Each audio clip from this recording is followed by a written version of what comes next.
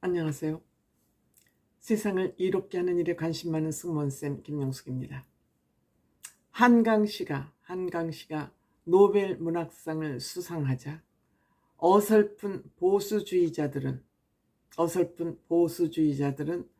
한강시가 노벨 문학상을 받은 것을 배합하는 것 같습니다. 질투하는 것 같습니다. 그렇지만 한강시는 노벨 문학상을 받을 만한 충분한 가치 있는 사람이라고 저는 생각이 됩니다. 또 세계의 노벨상이 그렇게 가치 없는 상이 아님에도 불구하고 어설픈 보수주의자들은 배 아픈 거는 못 참는 것 같습니다. 그러한 이념들이 보수를 망하게 하고 보수를 더 이상 성장시키지 못하는 이념이라고 저는 생각합니다. 반면에 위선의 진보주의자들 또한 대한민국을 퇴행시키는데 일조했다, 이런 생각이 듭니다. 대한민국의 여성운동가라는 작자들은 진의 편이 성폭행, 성폭력을 가하면 입 다물고 보수 쪽에서 조금만 성추행이라고 나오면은 그것을 때로 몰려와서 비판하고 이러는 인간들이 바로 대한민국의 여성운동가들이기도 합니다. 이들은 또 어떤 짓을 했느냐?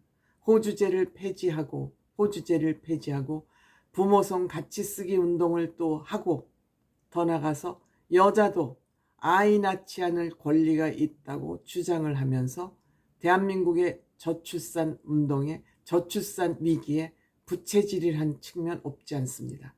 이 진보 운동에 참여하고 있는 여성들은 이상하게도 이혼녀가 많았습니다. 본인들의 그 한스러운 사생활을 사회운동에 투영시켜서 대한민국의 어설픈 페미니즘 운동을 일으키면서 남자들을 공격성을 키우는데 또한 일조를 했다고 생각이 됩니다. 여기에 비해서 좌파 문학상을 받았다고 지적을 하고 있는 한강시는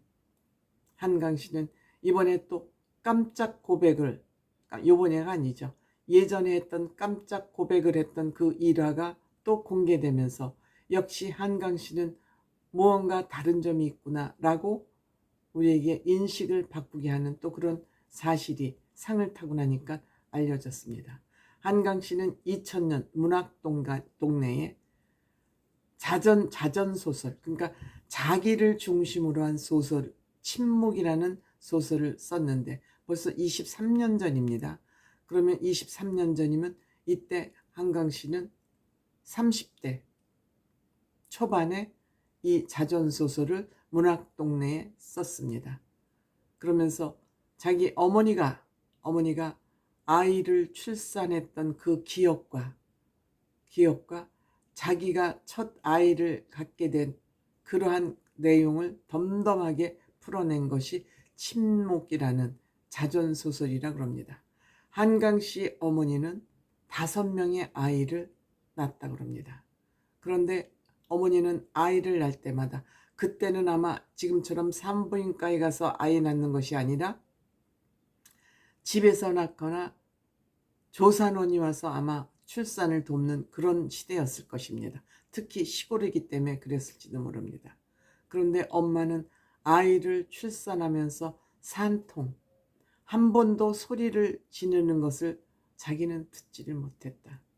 그리고 엄마는 자기 힘으로 끝까지 버티면서 인내하면서 아이를 낳는 것을 보면서 어머니가 거룩한 것을 자기는 느꼈다. 본인이 이 글을 쓰는 순간에도 아마 임신을 하고 이 침묵이라는 자전소설을 쓴 것 같습니다. 종종 태동을 느끼는데 글을 쓰는 순간에도 아마 임신을 했기 때문에 이 글을 아마 소설을 쓰지 않았나. 내가 출산할 때 우리 엄마가 아이를 5이나 낳으면서도 그 고통을 인내로 느끼는 것을 보면서 감히 엄마처럼 내가 침묵을 하면서 아이를 낳을 수 있을까 하면서 자기는 그렇게 되기를 기도한다는 그런 의미의 글을 썼습니다. 그렇지만 자기는 어머니를 원망한 적도 있다 그럽니다. 왜 나를 낳았을까? 왜 나를 이렇게 낳아서 나를 힘들게 살아가게 하나? 나는 내가 원해서 이 세상에 태어나지 않았는데 왜 나에게 이렇게 고통스러운 삶을 살도록 엄마는 왜 나를 낳나? 어머니 왜 날 낳으셨나요? 날래면 부잣집에 놔두거나 고생하지 않게 놔주지 왜 이렇게 나를 고생스럽게 나를 낳아서 고생을 시키냐? 이런 원망을 가지고 있었다 그럽니다. 그래서 남편 홍룡희 씨, 문화평론가라 그러죠. 홍룡희 씨와 이 출산에 대해서 심각하게 얘기를 나눴다 그럽니다. 나는 어머니가 왜 나를 낳는지 이런 원망스러운 얘기 생각을 가지고 있다. 결혼 후. 그러니까 나는 부모의 꿈을 이루어주기 위해서 태어난 것도 아니고 대부분의 어머니들은 자기들이 못 이룬 꿈을 자식들을 위해서 이루고자 하는 그 욕심 때문에 아이를 낳는 것 같아서 나는 그게 못마땅하다. 못마땅하다. 그런 부모들이 많다. 그래서 나는 아이가 낳기 싫다고 아마 남편에게 얘기를 했었던 것 같습니다. 그러니까 남편이 그래도 세상은 살아갈 만해. 재미있다고 설득을 하더랍니다. 고통도 있지만 살아갈 만해.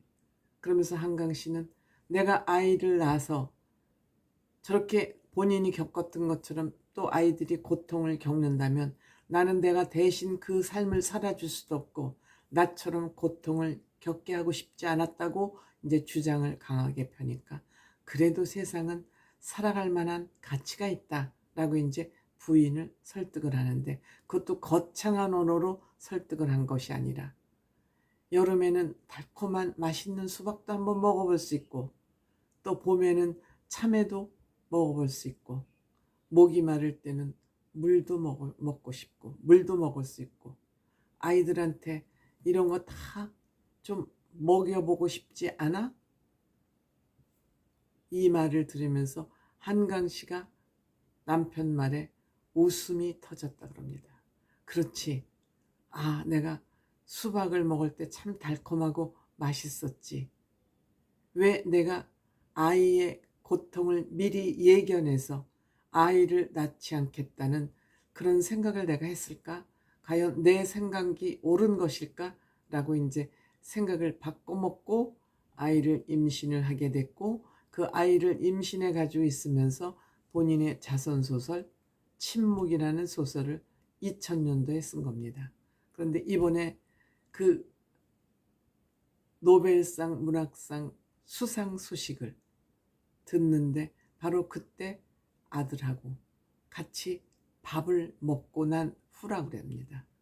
한강 씨는 지금 통인동에서 아들하고 같이 아주 자그마하고 소박한 지금 책방을 하고 있다고 그러지 않습니까?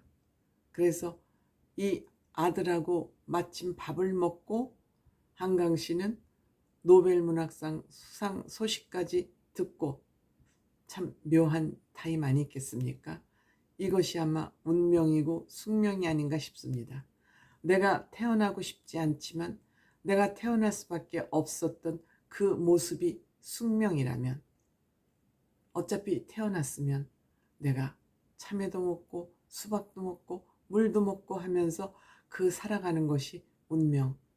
그 운명을 내 스스로 선택하면서 또 어려울 때는 어렵게, 재밌을 때는 재밌게, 행복할 때는 행복하게 이렇게 살아가는 것도 의미 있지 않느냐. 이래서 아이를 낳았다 그러지 않습니까? 어쨌든 한강 씨를 설득한 남편도 문학평론가인 만큼 설득력이 있었고 또 옳은 말에는 설득당할 준비가 되어 있는 한강 씨. 옳은 말에는 공감할 줄 아는 한강 씨. 그렇기 때문에 한강 씨는 전 세계인에게 공감할 수 있는 그러한 소설가이자 책을 쓸 수 있고 그것을 세계인들이 인정해서 한강 씨는 수상을 하게 됐다. 즉 아이를 낳고 엄마가 되면서 특히 많은 사람들과 공감하고 생명에 대한 이야기를 깊이 할 수 있게 된 거 아닌가, 저는 그런 생각이 듭니다.